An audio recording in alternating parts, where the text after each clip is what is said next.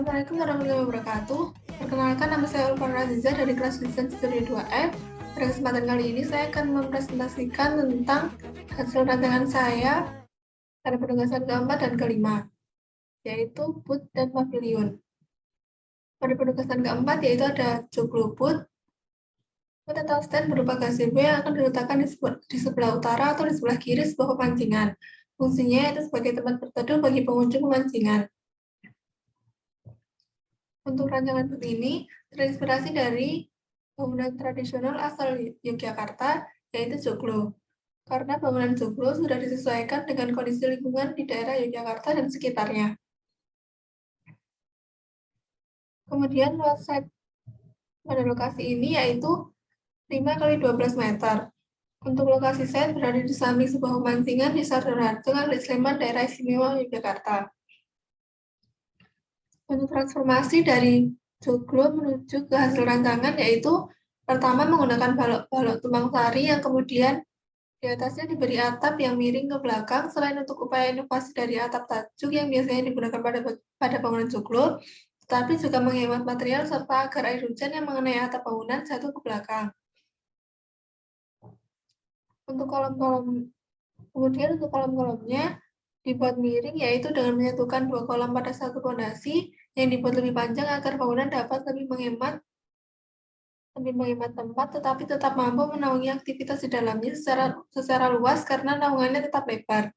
Kemudian menambahkan skin pada samping rancangan booth agar dapat meminimalisir sinar matahari dan hujan tetapi sirkulasi udara tetap lancar, dan menambahkan dinding di bagian belakang bangunan sebagai tempat untuk meletakkan kursi pada rancangan booth agar bangunan semakin kuat karena dinding dapat juga berfungsi sebagai penopang atau struktur utama.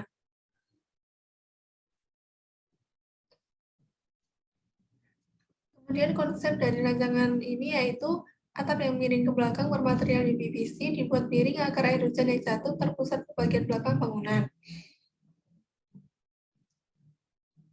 Kemudian balok yang menyerupai tumpang sari pada joglo yang disusun secara silang dan bermaterial kayu. Untuk kolomnya, 4 kolom penyangga yang diadaptasi dari saka guru pada joglo, tetapi dibuat miring untuk menghemat tempat tetapi tetap mampu menaungi seluruh bagian bangunan. Dari kolom menuju balok terdapat sambungan bersistem satokan, seperti pada gambar berikut. Kemudian untuk fondasi yang ada di permukaan bangunan sebagai adaptasi dari fondasi umpa pada joglo dengan menggunakan sambungan sendi yang dipakai untuk menahan struktur utama atau kolom, yang kemudian antar kolom dihubungkan dengan kuda-kuda dan balok. Untuk building skin bermaterial kayu dengan motif yang menyerupai batik kawung yang berasal dari Yogyakarta, untuk meminimalisir masuknya air hujan dan sinar matahari yang berlebih. Kemudian yang terakhir dinding dengan material batu bata yang digunakan untuk meletakkan kursi.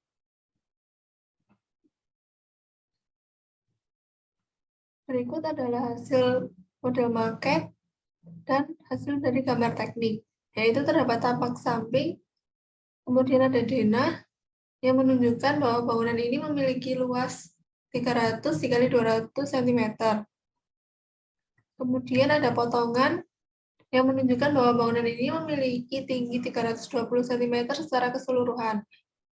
Kemudian terdapat juga keterangan dari material bangunan ini yaitu untuk kolom dan balok bermaterial kayu, untuk dinding bermaterial batu bata, dan untuk fondasi bermaterial beton.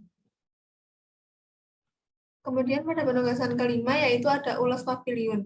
Fungsinya yaitu sebagai tempat beristirahat bagi para petani serta tempat bersantai bagi warga sekitar. Inspirasi dari rancangan pavilion ini diambil dari unsur-unsur budaya tradisional daerah di Indonesia yaitu senjata, baju adat, alat musik tradisional, dan sebagainya. Untuk rancangan ini saya mengambil inspirasi yaitu topi adat Batak Sumatera Utara. Luas set pada lokasi ini yaitu 8x15 meter. Lokasi set berada di kawasan persawahan Dusun Candi Dukuh, Sardoarjo, Sleman, Yogyakarta. Berikut adalah presiden dari rancangan ini. Bagian rancangan yang diambil dari presiden ini yaitu pada struktur bangunannya yang melengkung dan saling bersilangan, serta fondasi atau kaki pada rancangan juga terinspirasi dari presiden tersebut.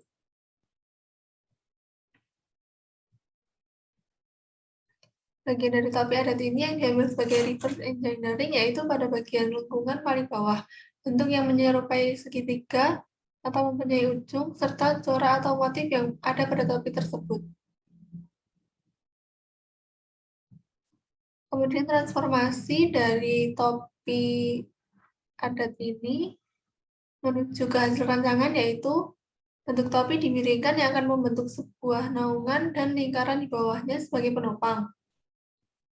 Kemudian membuat cerminan dari topi tersebut dan jika dilihat dari samping atas maka bentuknya seperti jajar genjang dengan panjang yang berbeda yang ditopang oleh bidang yang menyerupai setengah lingkaran. Setelah itu menambahkan beberapa penopang lain yang digunakan sebagai struktur yang membuatnya menjadi lebih melengkung tetapi juga lebih kuat. Bentuk konsep rancangan ini yaitu pada bagian atap terbuat dari bambu yang dipotong kemudian dibelah. Untuk struktur utamanya bermaterial bambu yang menyilang dan dilengkungkan. Kemudian untuk bagian yang membentang ini, bambu yang dibelah kemudian diletakkan membentang dari bambu satu ke bambu yang berada di seberangnya. Lalu untuk bagian sambungan dari struktur satu ke struktur lainnya, ada potongan bambu yang digunakan sebagai penguat dan penghubung antar struktur. Untuk fondasinya, diberi fondasi umpak. Untuk menghubungkan ketiga struktur bambu, yaitu dengan cara ditali. Tetapi untuk di sambungan sisi ini menuju ke sana, menggunakan sambungan pen.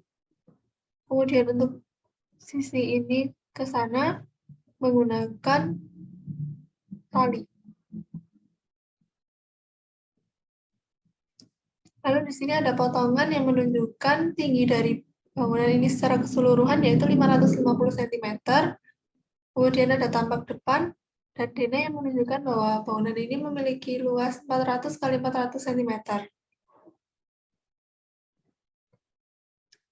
Lalu berikut adalah hasil dokumentasi 3D-nya. Cukup sekian yang dapat saya sampaikan. Mohon maaf apabila ada kesalahan. Assalamualaikum warahmatullahi wabarakatuh.